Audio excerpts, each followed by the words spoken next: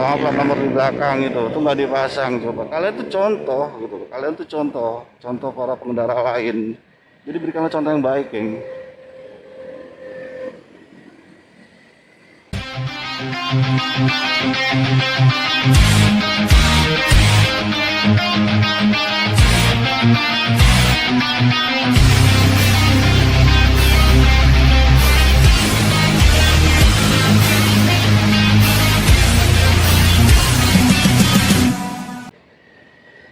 Gua juga mau pengen ngebahas ini ya, geng. Perihal yang kemarin itu sempat viral ya. Jadi ya ada di videonya nih ya, di salah satu berita di tribunews.com yang gue baca, yang gue lihat,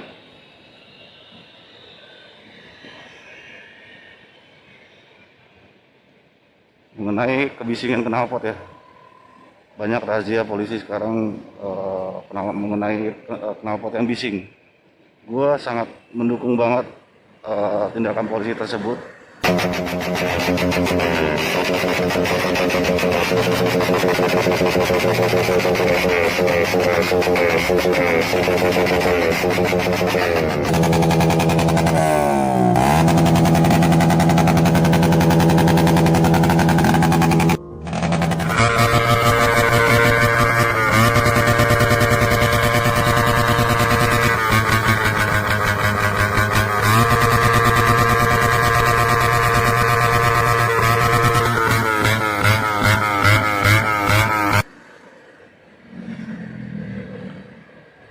Memang belakangan ini banyak banget ya yang menggunakan knalpot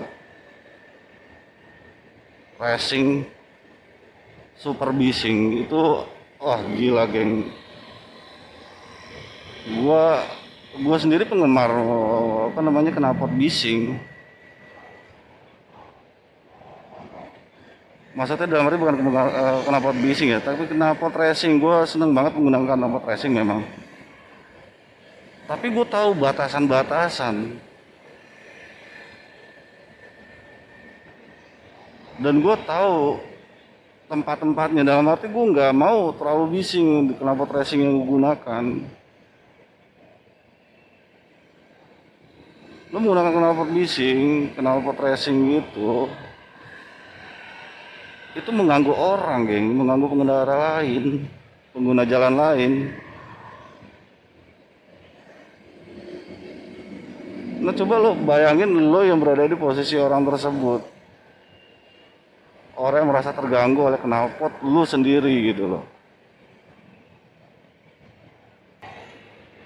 Terutama nih gue pengen sharing nih buat para motovlogger ya.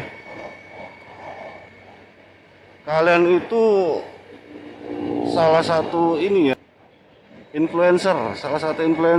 Jadi kasihlah contoh yang baik pada penonton kalian.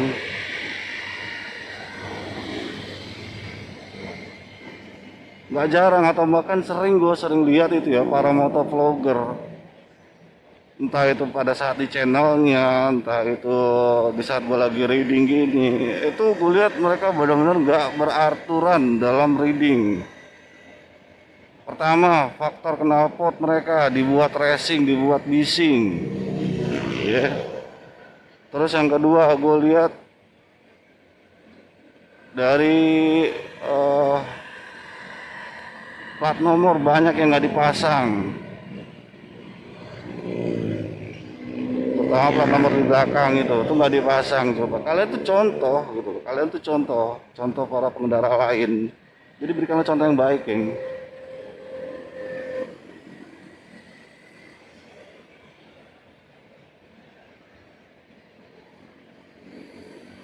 Kalian ini influencer, jangan berikan contoh kepada penonton kalian tuh yang buruk. Dan kalian harus ingat, kalau kalian reading ya, bikin konten rame-rame dengan teman kalian, itu ada aturannya, geng, di saat di jalan. Nggak asal kalian reading. Banyak banget yang gue lihat itu kalau kalian reading itu acak-acakan jalannya, dan itu sangat mengganggu sekali. Dalam arti acak-acakan gini, geng, di setiap konvoy motor, touring motor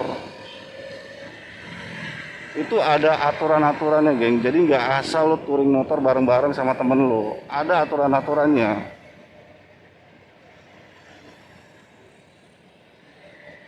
Di situ juga ada kelompok-kelompok yang bekerja ya, dalam arti kayak misalnya RC. Di situ ada RC, road captain, ada sweeper.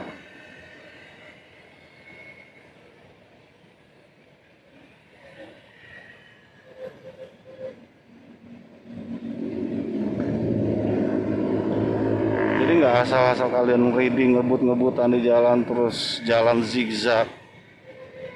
Yang parahnya lagi jalannya pelan-pelan, udah tuh di tengah lagi sambil ngobrol. Wah, gila.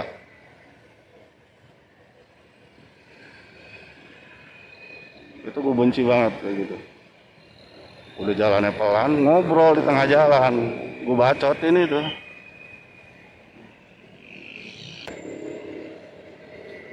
Nah, pada saat lo reading, lo bikin ngevlog, motovlog dengan teman-teman lo ya.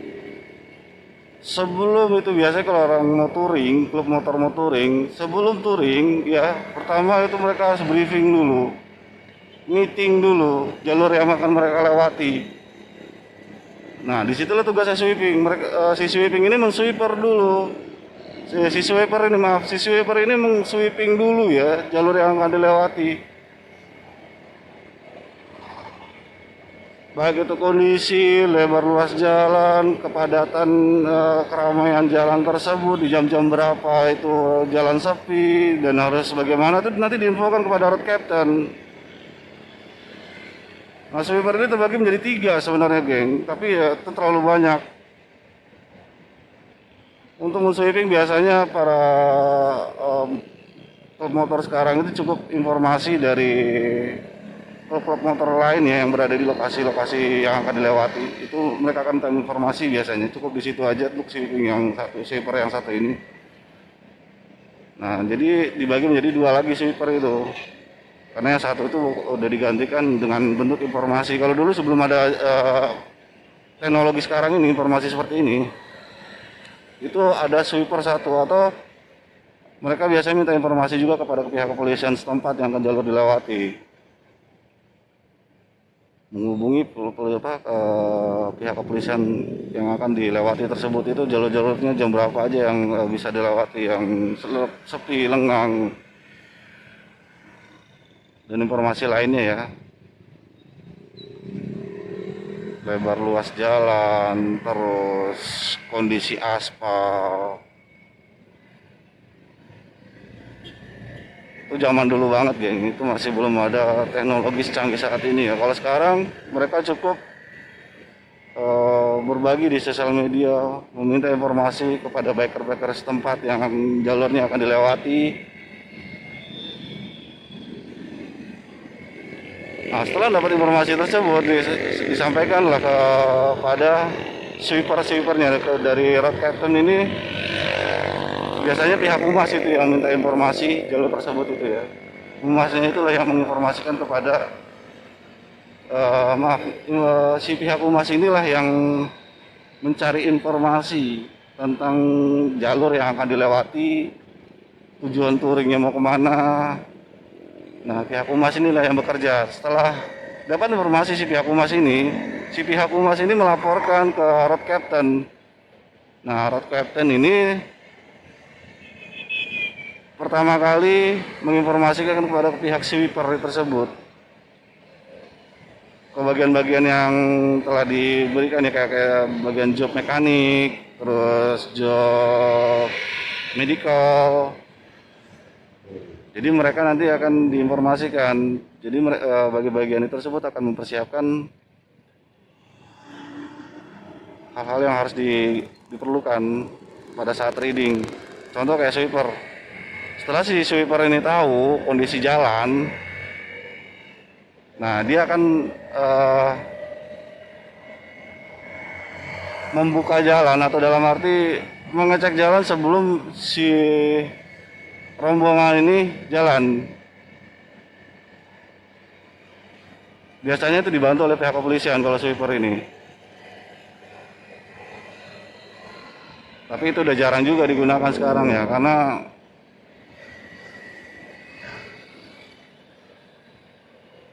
kondisi saat ini kan jalan jauh lebih padat ya. Jadi itu sangat mengganggu banget kalau misalnya menggunakan sweeper tersebut, berlebihan banget. Jadi sweeper sekarang diperkecil lagi tugasnya. Itu hanya mengecek setiap rider yang ikut touring dari barisan depan ke barisan belakang. Dia itu yang tugasnya yang ngecek kondisinya. Terjadi hal-hal yang tidak diinginkan di jalan seperti kayak crash, motor mogok di jalan, itu sweeper tugasnya yang menginformasikan ke road captain. Nanti road captain itu akan memberikan informasi ke bagian-bagian yang dibutuhkan, terutama bagian medical ya. Kalau crash, kalau misalnya motor rusak atau apa, itu dia ke bagian teknikal.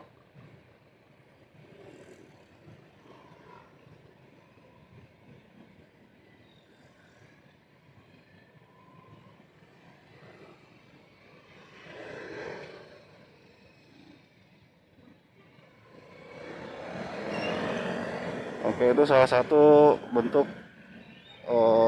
job ya, salah satu tugas dari sweeper ya. Nah, yang kedua, medical itu dia mempersiapkan P3K ya. Ya seperti kayak kecelakaan ringan lah, kalau kayak jatuh atau apalah, dia tuh mempersiapkan hal tersebut. Itu tugasnya medical. Jadi kalau misalnya ada terjadi crash atau apa gitu tuh, pihak medical nanti yang bertanggung jawab sesuai arahan dari road captain. Setelah dia dapat informasi dari sweeper ada yang crash, dan setelah dapat informasi juga dari road captain apa yang harus dilakukan, nah di situ dia tugas dia itu. Si medical ini dibantu oleh pihak sweeper. Oke, setelah ditangani oleh pihak medical, sweeper ini balik lagi ke barisan. Nah, salah satu itu kalau crash ya. Kalau misalnya terjadi motor mogok, si sweeper ini lagi lah bertanggung jawab, dilaporkan ke road captain. Ada salah satu anggota motornya mogok. Nah, road captain ini langsung ambil keputusan. Entah itu berhenti bersama-sama atau melanjutkan perjalanan dengan kondisi salah satu motor anggota ditaruh di bengkel, atau kalau misalnya nggak bisa ditanganin ya. Tapi kalau misalnya masih bisa ditangani di tempat, itu biasanya road captain ini akan berhenti dulu untuk membantu memperbaiki.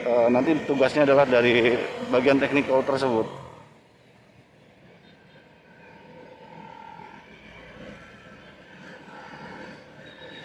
Nah, kalau kondisinya motor memangnya sulit diperbaiki dan butuh waktu, itu biasanya ditinggal di bengkel. Tetap si teknikal ini melanjutkan perjalanan, dia tidak ikut memperbaiki motor tersebut. Tapi kalau kayak motor-motor gede sekarang mah udah ada kayak mobil angkutnya ya, udah disiapin mobil angkutnya. Dan gak jarang juga para biker-biker yang berada di lokasi yang kita lewati itu tuh membantu biasanya. Udah bro, motornya diperbaiki di bengkel ini aja, nanti gue yang pantau, gue yang bantu lah. Bahasanya itu gue bantu sampai motor lo bisa diperbaiki lagi, itu gue infoin, biasa seperti itu. Jadi si teknikal ini hanya mempersiapkan peralatan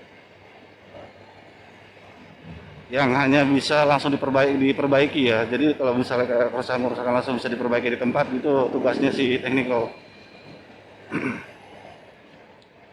Nah, itu job-job dari medical dan teknikal. Nah, kedua, yang terakhir, ketiga, itu road captain. Road captain itulah penentu. Saat berjalan itu dia mengarahkan. Pada saat berjalan itu dia mengetahui, setelah mendapatkan informasi, segala bentuk informasi di jalan itu, dia memberikan informasi juga kepada anggotanya. Misalnya oke, jalan ini cukup luas, kita buat 2 barisan, 3 barisan, itu tergantung dari seberapa lebar ruas jalan tersebut dan seberapa lengang kondisi lalu lintas di area tersebut. Kenapa dibikin 2 atau 3 barisan? Untuk memudahkan pemantauan pihak sweeper dan pihak road captain terhadap anggota yang mereka bawa. Jika terjadi suatu hal yang tidak inginkan, langsung dapat informasi, langsung bisa diketahui. Lagian juga sekarang zaman udah canggih ya, geng. Udah ada intercom.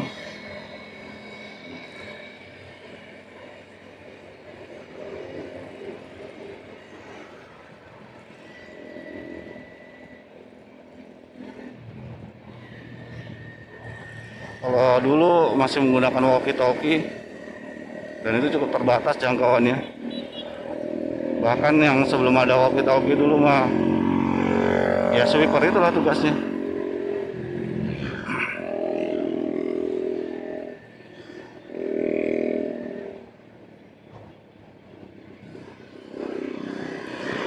Tuh geng, jadi nggak sembarangan kalian touring, reading rame-rame dengan teman kalian. Banyak banget itu yang gue lihat tuh acak-acakan itu jalannya. Ugal-ugalan lah gue bilang.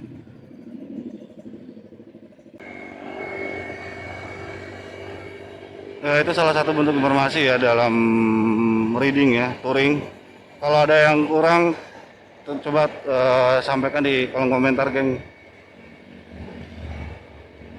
Jika ada yang kurang apa yang gue sampaikan, kita berbagi, kita sharing di sini.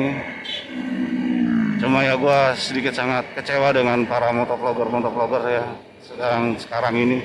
Terutama mereka-mereka yang menggunakan motor di bawah 250 cc. Selain dari knalpot bising, terus penggunaan atribut tata tertib lalu lintas pun mereka tidak banyak yang tidak menghiraukan, seperti kayak tanpa spatbor, tanpa plat nomor, menggunakan hazard sembarangan, apalagi sampai menggunakan strobo. Kalian luar biasa.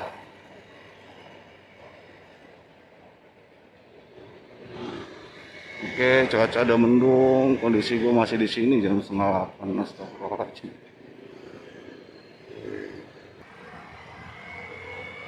Oke, geng, ini berhubung cuaca udah mulai mau hujan ya, jadi video gue dan penyampaian gue cukup di sini dulu videonya. Mohon maaf kalau ada segala kekurangan. Dan kami mohon masukan ya, saran, kritik, apapun bentuknya ya. Kalian nggak suka, boleh disampaikan apa yang tidak kalian sukai.